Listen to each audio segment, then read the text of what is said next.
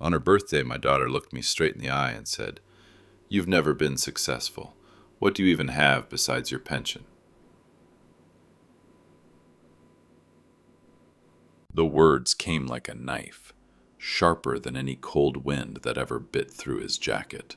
He had expected, perhaps, silence, maybe a dismissive smile, but not this. Her voice, laced with tired disdain, carrying the weight of final judgment, as if she were the one holding the scales of his life. Around the table, laughter died.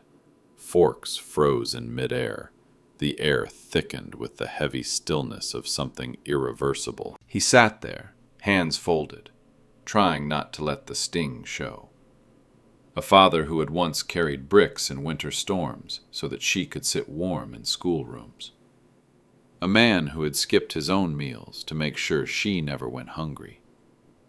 And now, the child who had once clung to his coat in the rain stared at him like he was nothing but a relic, something to be endured, not respected. Her husband smirked faintly, sipping his wine, as if to say he agreed. Her children whispered to one another, and he could almost hear the echo of her words in their small voices. Not successful, just a pension. The room, filled with decorations and candles, suddenly felt like a courtroom, and he the condemned. He wanted to defend himself, to say that success wasn't measured in gold watches or in the size of a house. But his throat tightened. Years of sacrifice, of broken hands and sleepless nights, had never been for speeches. He had lived for them, not for applause. And so he stayed silent. His silence, however, did not shield him from the blow. It only allowed the wound to deepen. In that moment, something shifted inside him. It was not anger. It was not bitterness. It was the cold realization that the people he had given everything to had already written their verdict. To them, he was a man who had survived but not triumphed, a man who had worked but never succeeded. And yet, beneath the weight of their judgment, a small flame refused to go out. Because he knew something they had forgotten. Somewhere, far beyond the walls of this dinner, his name already lived, in places they never cared to look. Places where gratitude, not scorn, was carved into stone. The cutting words still rang in his ears, but they would not be the final echo of his life. Friends, let's pause for a moment. Please write in the comments, where are you listening from? Has something like this ever happened in your life? Don't forget to subscribe and share this video. That's how you help us grow this channel. And now, we continue. He did not answer. Inside, something twisted so tight it was hard to breathe, but on the outside, he only lowered his eyes, letting the moment pass as though it had no power over him. To them, his silence looked like weakness. To her, it only confirmed the verdict she had already carried in her heart for years, that he was small, insignificant, a man who had survived but never risen. But within him, the silence was not emptiness. It was the sound of decades, pressed into a single breath. He remembered nights when his hands bled against rough cement, mornings when the alarm tore him from restless sleep long before dawn, years when the weight of responsibility bent his shoulders, but not his will. He had built a life from those hours, a foundation invisible to the very family who now judged him. And now, sitting in a chair at the edge of their table, he realized they saw none of it. To them, he was simply old, a figure fading into the background. His daughter's gaze was hard, dismissive. She had long since learned to measure people by the shine of their clothes, the make of their cars, the size of their houses. Success, in her eyes, was loud and obvious. What he had given her, sacrifice without applause, quiet provisions, invisible protection, was never something she had counted as wealth.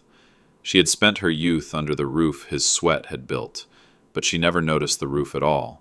She only noticed that it was not a palace. Around the table, others carried on. Plates moved, cutlery clinked again, voices rose in shallow conversation. It was as if the blow she had dealt him had vanished into the air. But inside him, the wound remained raw, unseen.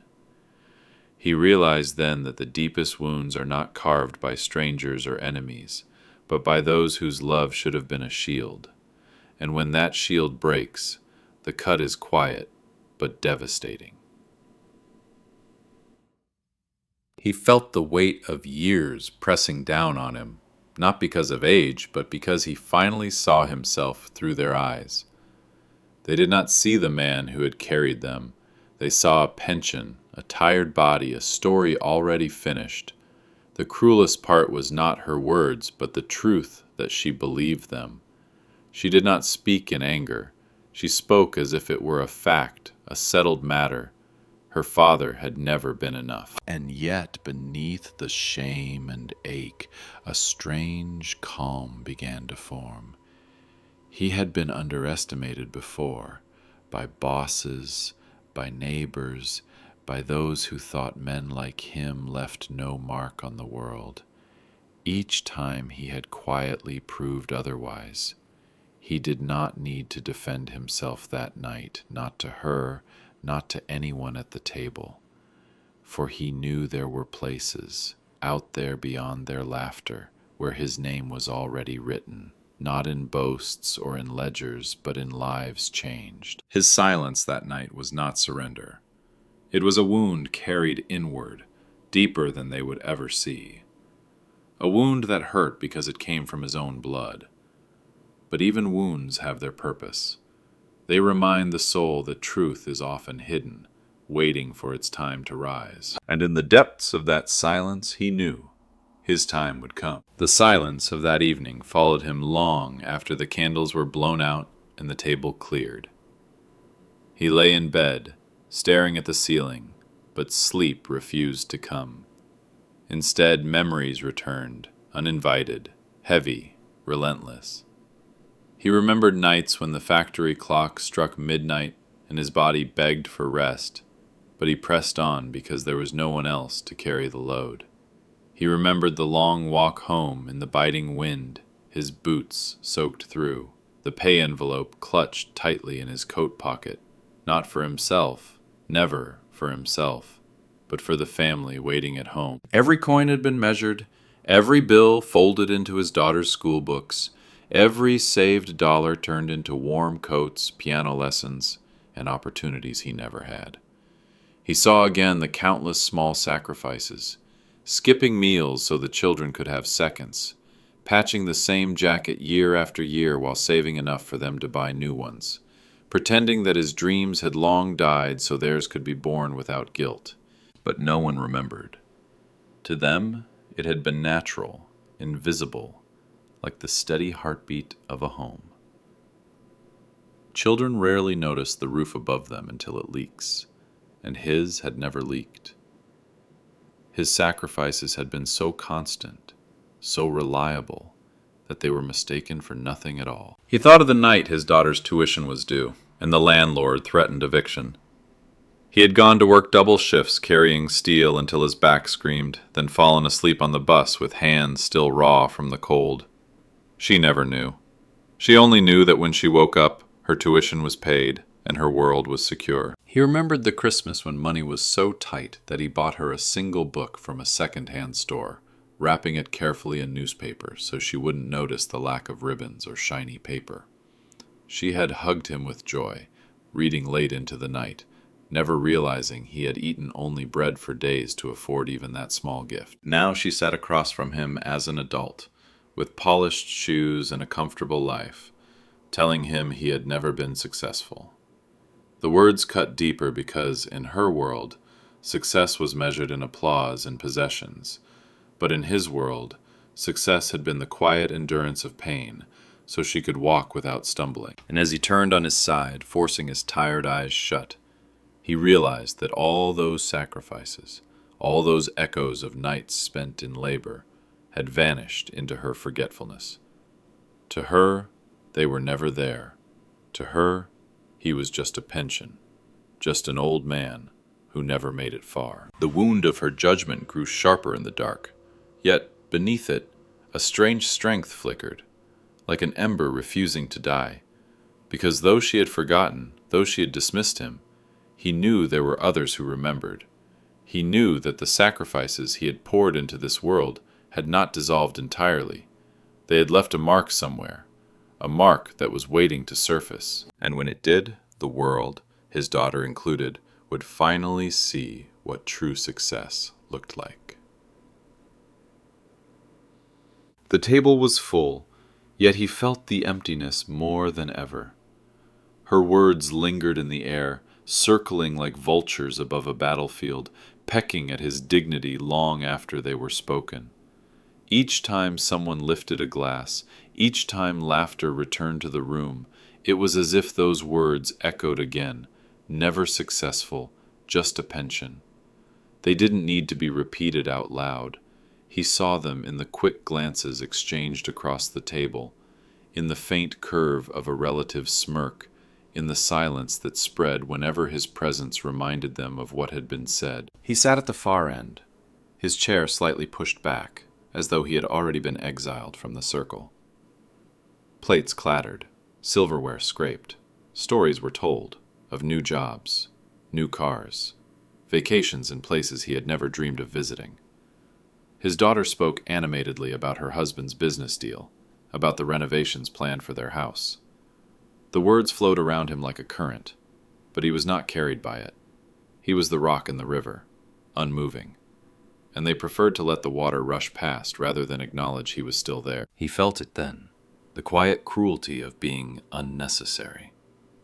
A father who had once been the center of their security, now reduced to a shadow at the table, tolerated but not respected.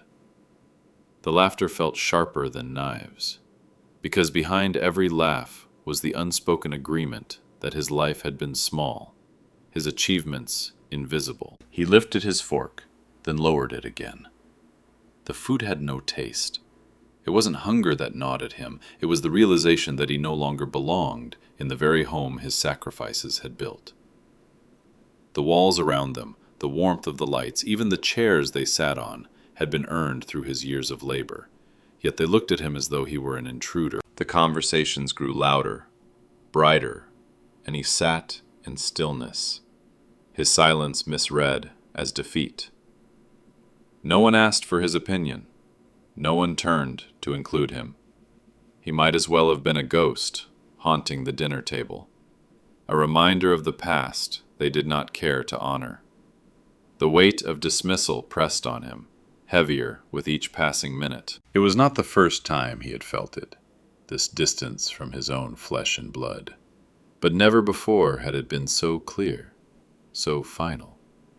Tonight, in front of the family, his daughter had stripped away the last illusion. He was not just ignored, he was judged. He was found lacking, and the sentence had been delivered publicly, with quiet approval from every glance that refused to meet his. And yet, while they dined and dismissed him, while they filled the room with noise that drowned his existence, something within him remained unshaken. Beneath the wound, beneath the shame, there lived a truth they had yet to see. They could turn their backs at the table, they could laugh and carry on, but they could not erase what he had already written into the world through sacrifice. For the moment, he let them believe their version of him, a man too small, too quiet, too ordinary. He carried their dismissal in silence, knowing that one day, when the time came, the world would answer for him. And the echo of this dinner, this cruel dismissal, would be drowned out forever by the truth of his legacy. After the plates were cleared and the laughter dulled into the hum of after-dinner chatter, he rose without a word. His chair scraped softly against the floor, a sound no one seemed to notice, as though his leaving required no acknowledgement. He put on his old coat, the same one that had seen him through decades of winters, and stepped outside into the night. The cold bit at his skin instantly, but it was nothing compared to the chill that lived inside him. The city stretched before him, a city he knew not through photographs or stories, but through the weight of bricks he had lifted, the concrete he had poured, the walls he had helped to raise. He had built pieces of this place with his own hands: schools, hospitals, office buildings, structures that people walked through every day without ever knowing his name. And now, walking alone through streets illuminated by lights he once wired into existence, he felt like a stranger. The city no longer seemed like his. It belonged to others now, the confident, the young, the successful by the world's measure. He walked slowly, each step heavy with years that seemed to press harder tonight than ever before. The cold pavement beneath his feet echoed the truth that gnawed at him. He had given his strength to a place that had forgotten him, just as his own blood had forgotten him. Once his labor had been the heartbeat of progress. Now he was just another old man walking with his hands deep in his pockets, invisible to the world rushing by. He passed a building he remembered working on when his daughter was still a child. Back then his knees were strong, his back unbroken by pain. He had carried steel beams up staircases, sweat dripping into his eyes, all so that men in suits could later sit behind polished desks. He paused and looked up at its windows, glowing warmly against the night, and wondered how many children inside were being taught the same lessons he had tried to give his own. That hard work mattered, that sacrifice meant something. He wondered if they, too, would one day forget the hands that made their world possible. The wind picked up, tugging at his coat, but he didn't turn back. Home was not waiting for him. It hadn't felt like home in years. His daughter's words echoed again, louder against the silence of the streets. "You've never been successful." He let the words sink in, let them stab again, because there was no escaping them. They were carved now into the way she saw him, and perhaps into the way others at that table would always see him.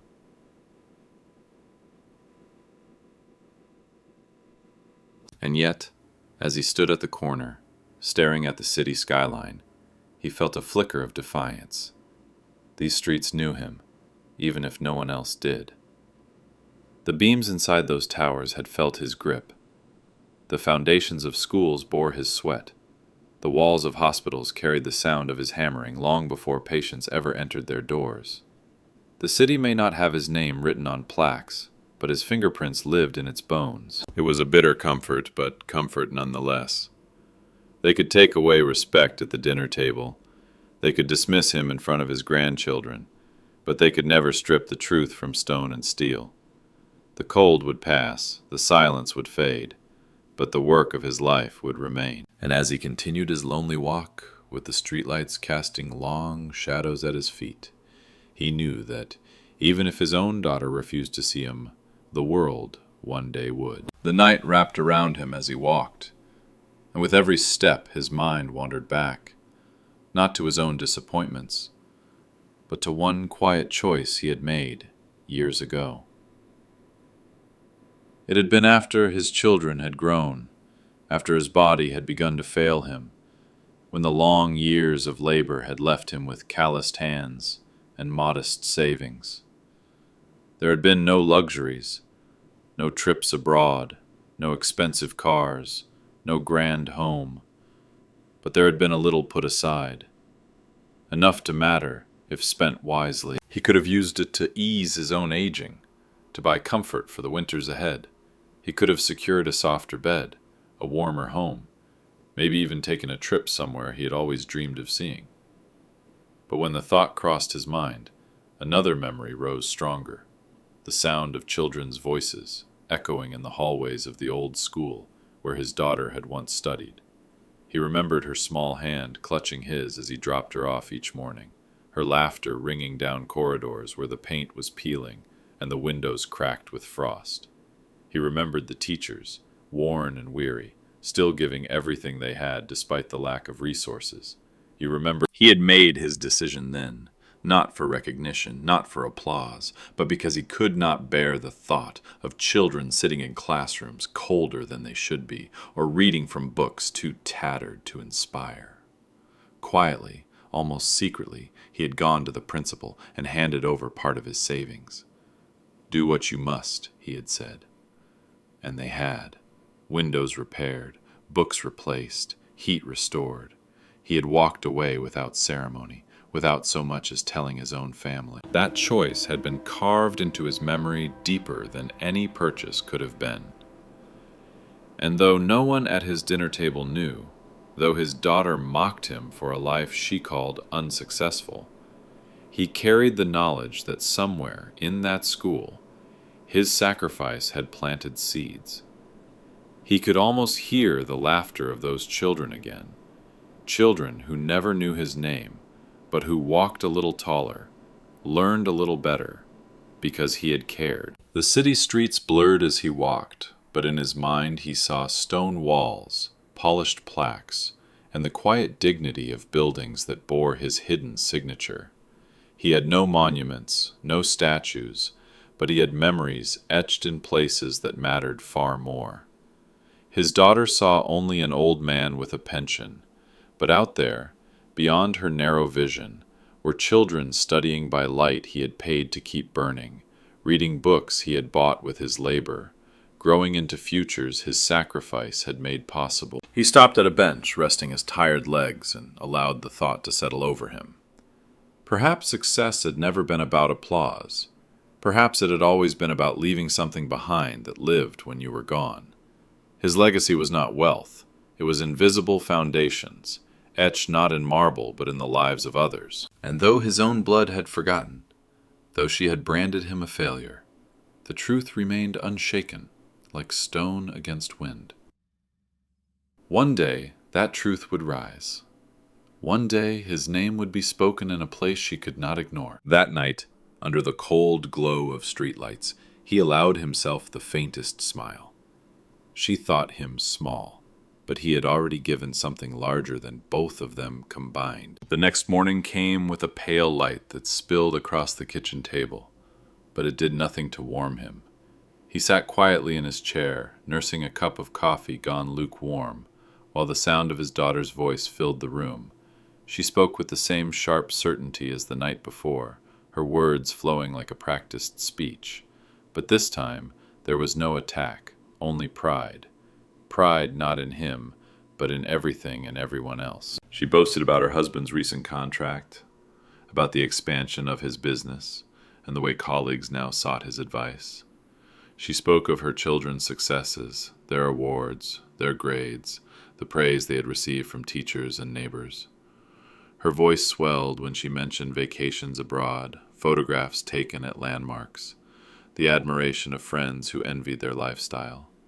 Her words painted a mural of triumphs, bright, glossy, enviable. But in that mural there was no place for him. His name did not cross her lips. His sacrifices, his endurance, the foundations he had laid for every opportunity she celebrated, they were absent, invisible. She spoke as though everything she now held had been built in isolation, as though the man sitting across from her, silent and still, had contributed nothing. Each word struck him like a reminder, not of her successes, but of his erasure. It was not the boasting that hurt, it was the void where his existence should have been acknowledged. He had carried her through storms, and now she told her story as if she had never known rain. He had broken his body to give her the education that lifted her into the life she now displayed, yet in her voice that history had been rewritten to exclude him entirely. He sipped his coffee slowly, his hands trembling slightly, and let her words wash over him. It was easier to listen than to fight. Perhaps she truly believed it, that her life had been built by her own effort, by her husband's strength, by her children's promise. Perhaps she had lived so long in comfort that she no longer remembered the shadows that had once threatened her. And maybe, just maybe, she needed to forget. Perhaps remembering the truth would mean confronting how much she owed him, and some debts are too heavy to face. Still, as he sat there, his silence pressed harder on his chest. It was one thing to be mocked. It was another to be erased. Betrayal wears many faces, but erasure is the cruelest, because it denies that you ever mattered at all. He glanced at the clock on the wall.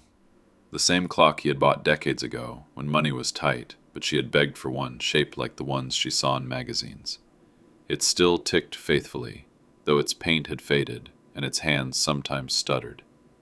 Just like him, still here, still working quietly, though no one noticed anymore. His daughter's laughter rose as she told another story, this time about a family friend's achievement. Applause for others, pride for others, but no space for him, not even in the smallest corner of her words. And as he listened, the wound inside him deepened, not because he wanted her praise, but because she had forgotten entirely that her father's story was the foundation beneath her own. Invisible, dismissed, erased, yet still he endured. He looked out the window where the city stretched beyond the glass, and thought again of the school, the children, the seeds he had sown in silence. She might never speak his name with pride, but one day the world would, and when that day came, the void she created around him would be shattered by a truth she could no longer ignore. The phone rang in the middle of her boasting, its shrill tone cutting through the air like an unwelcome interruption. She reached for it lazily, her voice still sweet with the pride of her stories, expecting another friend, another chance to talk about her family's accomplishments. She pressed it to her ear with the same indifference she showed when acknowledging her father's presence in the room. Barely at all. But then her tone shifted. It was subtle at first, a small tremor in the smoothness of her words. She straightened slightly in her chair, and her confident smile faltered. Her husband looked up from his newspaper. Even the children seemed to sense the change. "Good evening. Yes, this is she said. And for the first time in days there was hesitation, not triumph, in her voice. On the other end was a man whose voice carried weight, the kind of steady authority that made listeners instinctively sit taller. It was the principal of the school, that school, the one where her childhood had unfolded, where laughter of years past still clung to the walls, where countless students had walked the same halls her father once carried her into with his calloused hands. He spoke warmly, but with importance, his words carrying a gravity she couldn't ignore. The school was holding a special evening, he explained, an event meant to honor the people who had quietly shaped its survival and future. Families were invited, but one name, he said, could not be absent. He asked specifically for her father. Her fingers tightened around the phone. She cast a quick glance at him, sitting in silence with his half-finished coffee, eyes distant, as if the conversation didn't involve him at all. She cleared her throat and asked why. Why was he needed there? What difference could it possibly make? The principal chuckled softly, not unkindly, but firmly, as though the answer were obvious to everyone but her. Because without him, the man said, this evening would not exist. We cannot begin without your father. Her heart skipped, though she tried to mask it with another polite phrase. She ended the call quickly, her voice thinner now, less assured, the words clumsy as she promised they would come. When she set the phone down, her hands lingered on it, pale against the polished wood of the table. For a moment there was silence. The room that had been filled with her self-assured stories now felt heavier, almost suffocating. She avoided looking at her father, but she could feel the weight of his presence pressing on her more than ever. She had erased him from her words, stripped him from her narratives, but now a voice from outside, a voice of authority, of respect, had brought him back to the center of a story she could not control. The children looked curious. The husband frowned, but no one spoke. They waited for her to explain. Yet how could she? How could she tell them that the man she had called unsuccessful was being summoned by a place that knew his worth better than she ever had? He sat there silently, his face unreadable, his eyes lowered not out of shame this time, but out of something steadier, quieter, almost like patience. He had no need to ask who had called. He already knew. And though she said nothing, though her pride tried desperately to hold its ground, she felt the first crack appear, a tremor of unease that whispered to her heart she had been wrong. The message from the principal lingered long after the phone had been set down, like a shadow stretching across the room. The words had been clear, heavy with reverence. "Bring your father. Tonight is a special evening. We cannot begin without him." No polite suggestion, no casual invitation, an insistence, a request laced with honor, the kind that few men ever hear in their lifetime. Her face betrayed what her tongue refused to admit: disbelief. How could it be that the same man she had dismissed only yesterday as unsuccessful, the same man she had reduced to nothing more than a pension, was now demanded by a voice of authority, by a place that held him in esteem she had never considered possible?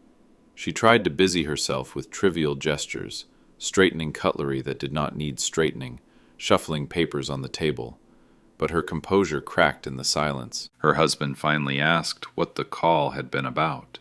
She explained, carefully, cautiously, trying to make it sound less significant than it was.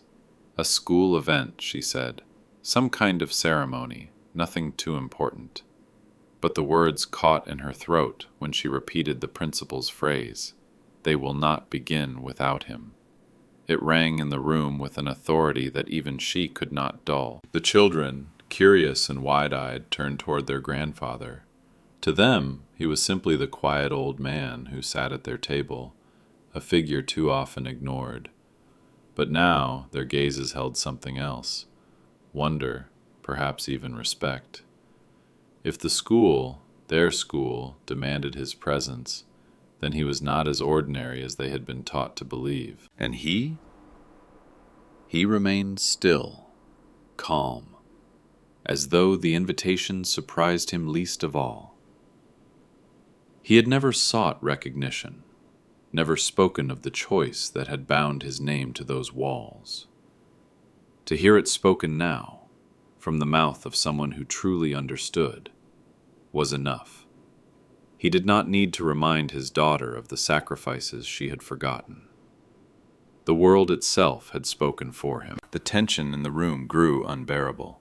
His daughter's pride, once so solid, began to feel like fragile glass. She wanted to dismiss it, to wave away the call as a mistake, but she could not. The principal's voice had been too sure, too unwavering. The truth was forcing its way in, tearing apart the narrative she had built about her father, about herself. When the time came to leave, she walked with him to the door, her steps stiff, her voice clipped. She did not apologize, she did not admit fault. Her pride would not allow it. But the unease in her eyes betrayed her.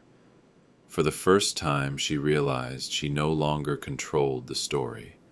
Tonight, someone else would speak her father's name, and it would not be with pity or dismissal. It would be with honor. And as he buttoned his worn coat and stepped into the evening, she followed behind him, not as a daughter leading her father, but as a woman walking in the shadow of a truth she had never wanted to see. They walked together through the crisp night air, the city lights spilling across the pavement like fragments of broken glass. She kept glancing sideways at him, her father moving with quiet steadiness beside her, his coat pulled tight against the cold. It unsettled her, the way he walked without hurry, without nerves, as though he already knew where the path was leading. She wanted to dismiss it as coincidence, as some mistake from the school, a mix-up in names. And yet, the principal's words echoed louder with every step. "We cannot begin without him." Her husband walked slightly behind, his brow furrowed, not with scorn this time, but with curiosity. He had long ago adopted her vision of her father, an old man who had lived a life of small work and small means. But something in the principal's certainty gnawed at him. What if they had been wrong? What if this man, so easily dismissed, carried something hidden that none of them had seen? The children whispered among themselves, their eyes wide with an excitement that embarrassed her. To them, their grandfather had always been the quiet figure at the end of the table, the man who smiled faintly and spoke little. But now, the thought that their school, their teachers, might honor him, it made him suddenly mysterious, a figure no longer faded, but glowing faintly with a story they had never been told. She tried to push the thought away. She tried to steady herself with the armor of pride, telling herself It was an administrative courtesy, nothing more. But even as she told herself this, she felt the ground shifting under her. Doubt crept into her veins like cold air. Why had he said nothing of this?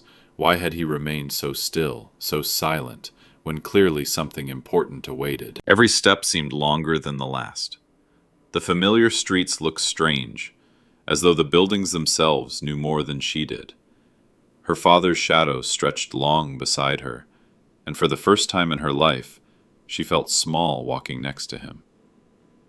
She wanted to ask, to demand an explanation, but she couldn't bring herself to speak, because if she asked, and he answered, her illusion of him might shatter completely. He did not look at her.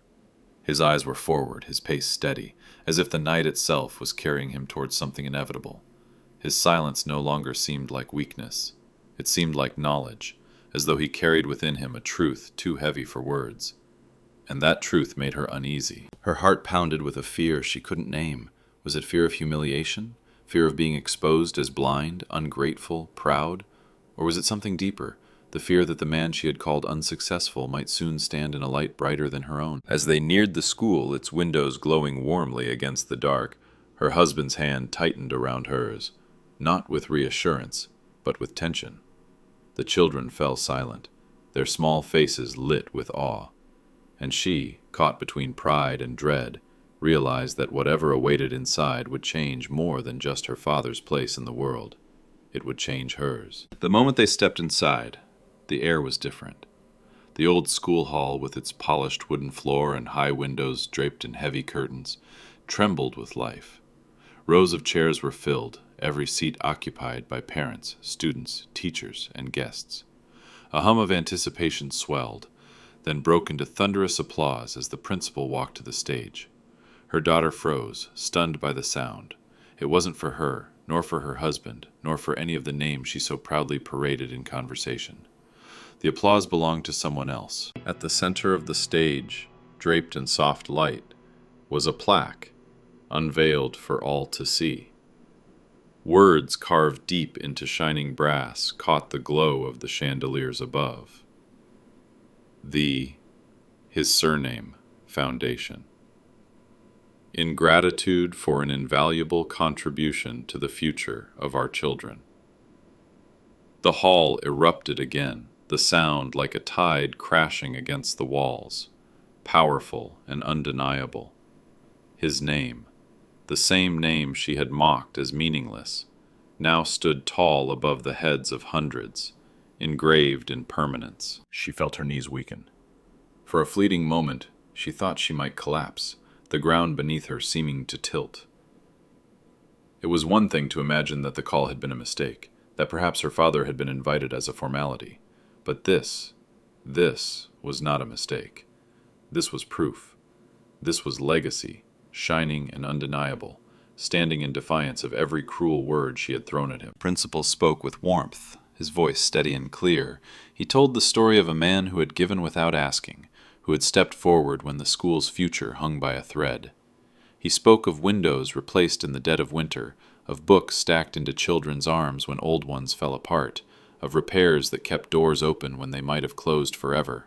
The students listened in awe, some too young to understand the depth of sacrifice, others nodding with recognition of what they had once lived through. And all the while her father stood at the back, quiet as ever, his coat still on his shoulders.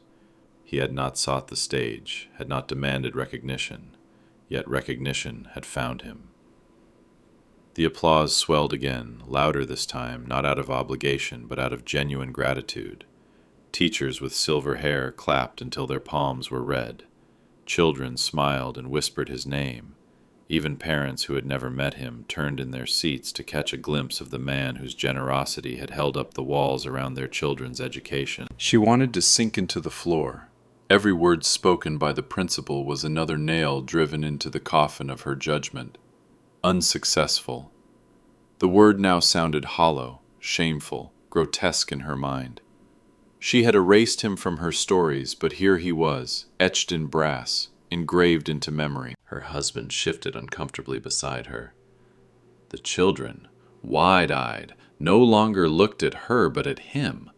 The grandfather who had been invisible at the dinner table but who now filled the hall without even speaking a word. In their eyes, something shifted. A quiet awe replaced the easy indifference they had always carried toward him. And as the applause roared one last time, she realized the truth she could no longer deny. Her father had already succeeded, long before she ever opened her mouth to judge him. His success was not in possessions or titles, but in something greater, something that would outlive them all. His name was no longer just his. It belonged to the school, to the children, to the future, and nothing, least of all her cruel words, could erase that. She sat frozen in her chair as the hall thundered with applause, her palms damp against her dress, her throat dry as if she had swallowed dust. The light from the stage seemed to reach everywhere except her. It illuminated him, the quiet man in the back, her father, and left her in shadow. She had thought her words at the dinner table had ended the matter, that she had spoken the truth of his life with finality. Unsuccessful. A word meant to diminish him had now returned to her like a curse, burning against her skin, branding her in front of them all. The plaque glowed in polished brass, letters bold and sharp, his surname etched deeper than she had ever spoken it herself.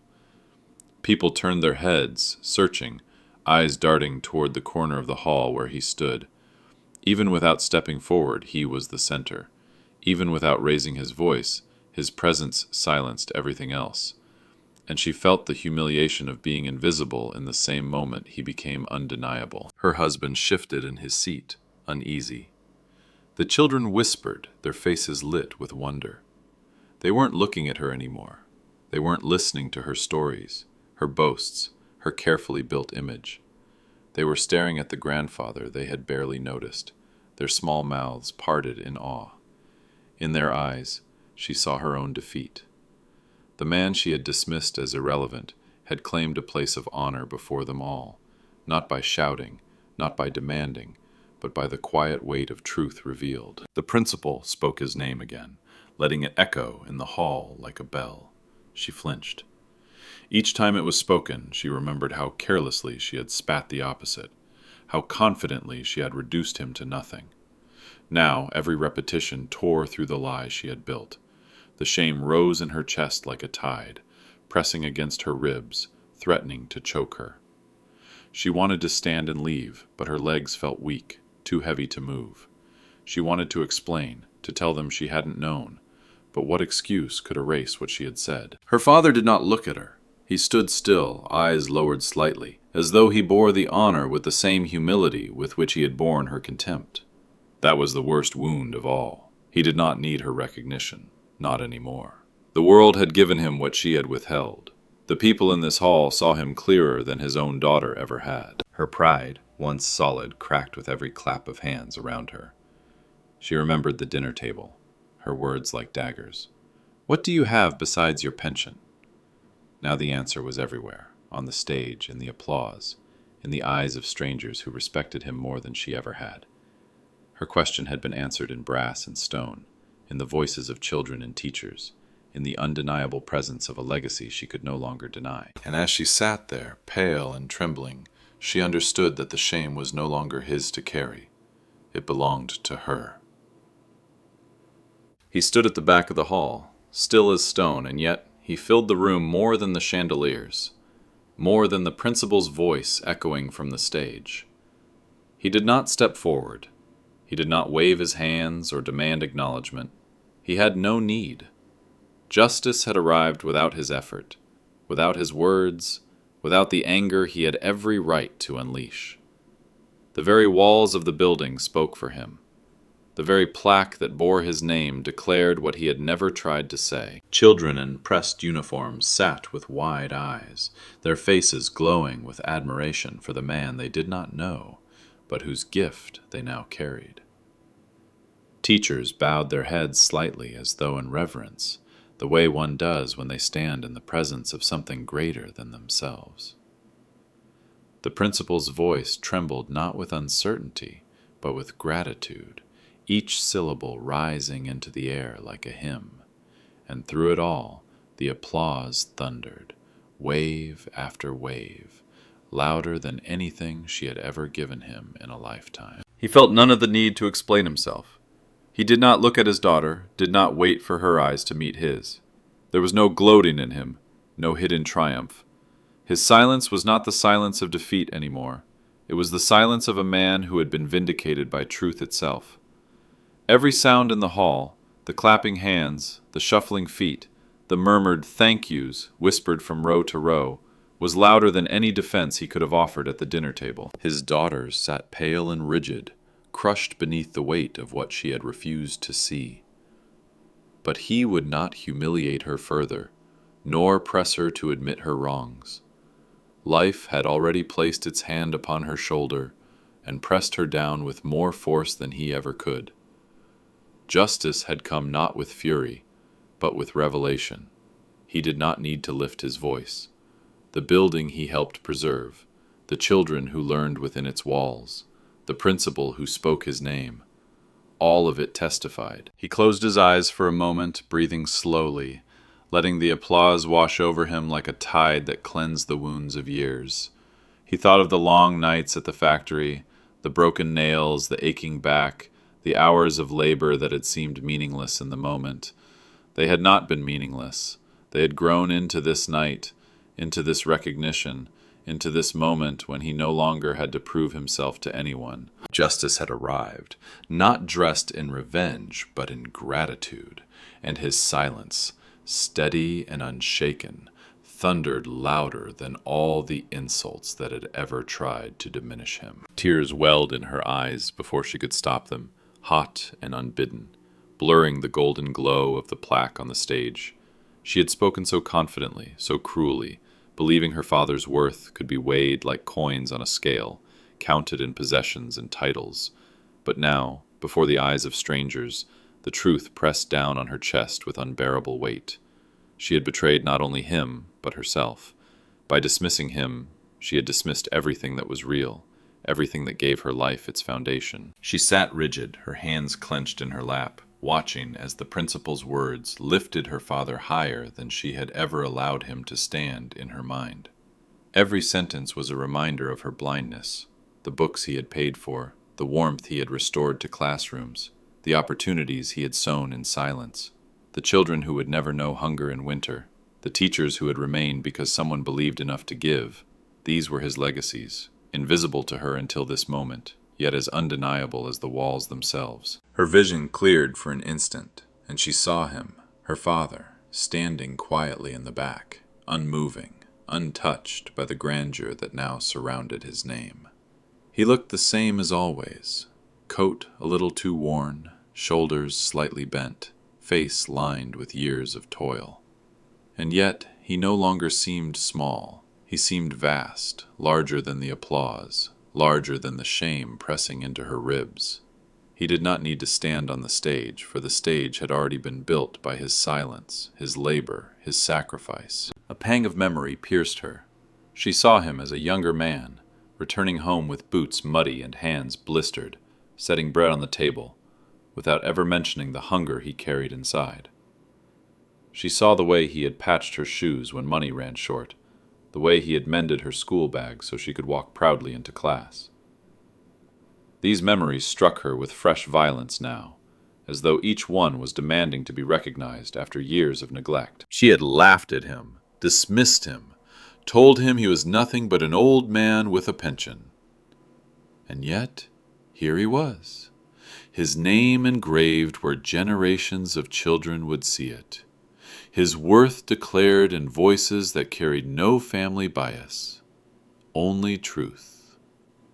Her pride, so carefully guarded, shattered under the realization that she had been blind, that she had traded the wealth of his quiet legacy for the shallow currency of appearances. The shame was hers alone. She wanted to rise, to run to him, to ask forgiveness, but her body refused to move. Tears finally slipped down her cheeks, silent, betraying her before the eyes of her own children. They saw her cry, but they did not comfort her. Their eyes were still fixed on him, wide with admiration, hearts turning toward the man they had once overlooked. Even they knew, in their youth, what she had failed to see in her adulthood, that their grandfather's worth could not be measured in gold or status.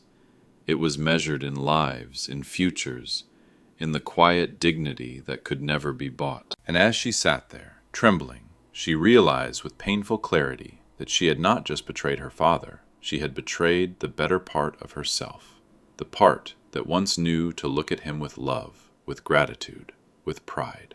She had buried that part long ago beneath ambition and vanity, and tonight, in this hall filled with applause, the earth had been torn away and the truth lay bare. Her tears fell freely now, but they were not enough. When the ceremony ended, the applause lingered long after the principal had stepped away from the podium. It rolled through the hall like a tide that refused to retreat, filling every corner, every silence. He remained in the back, still refusing to claim the stage, yet no one questioned his place. They turned toward him instead, their faces open, their eyes soft with gratitude.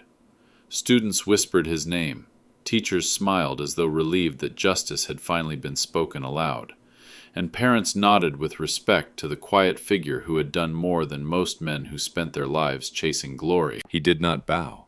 He did not lift his hands. He simply inclined his head slightly, a gesture small enough to pass as humility. Yet in that moment it carried the weight of a crown. He had no need to speak. The truth had spoken louder than he ever could. When he finally turned and walked toward the exit, the sound of chairs scraping and people rising filled the hall. They stood for him, not for his wealth, not for his titles, but for his name, carved now into something eternal. The door closed gently behind him, and for a moment the night air embraced him with a warmth deeper than any applause. Outside, the world looked different. The city lights no longer mocked him with their indifference. Tonight they seemed to bow in acknowledgement, shimmering above streets he had once built, above walls that still carried the strength of his hands. The cold air no longer stung. It carried respect in its silence, as though even the night itself recognized what his own blood had refused to see. Behind him, his daughter followed, her steps unsteady. She no longer saw the old man she had once judged, the figure she had dismissed as unsuccessful. She saw someone entirely different, someone she could no longer fit into her shallow definitions of worth. His name had been written in brass, but more than that, it had been written into the memory of hundreds, into the gratitude of children who would carry it forward long after both of them were gone. She wanted to speak, but no words came. How could she tell him she had been blind? How could she undo the cruelty of the dinner table, the years of dismissing him as small? She had stripped him of dignity in her mind, only to see it return to him in a flood that drowned her pride. And now, as he walked with the same steady steps as always, she realized the truth. He had never needed her recognition, her validation, or her praise. His success had been carved in places beyond her reach, and no betrayal could erase it. The children clung to her hand, tugging gently, whispering questions about their grandfather, how he had done it, why no one had told them. She had no answers. She lowered her head, ashamed, but when she looked back at him, she understood something she never had before. His silence, once mistaken for weakness, was in fact strength. His humility, once mistaken for failure, was in fact greatness. He had lived, not to be celebrated, but to give, and that kind of legacy was stronger than any applause, because it lived beyond the moment. He stopped at the edge of the street and looked back once at the glowing windows of the school. For the first time in years he allowed himself a quiet smile. Not one of triumph, not one of pride, but one of peace. His daughter stood a few paces behind, her tears still fresh, but he did not dwell on her shame. It was no longer his burden.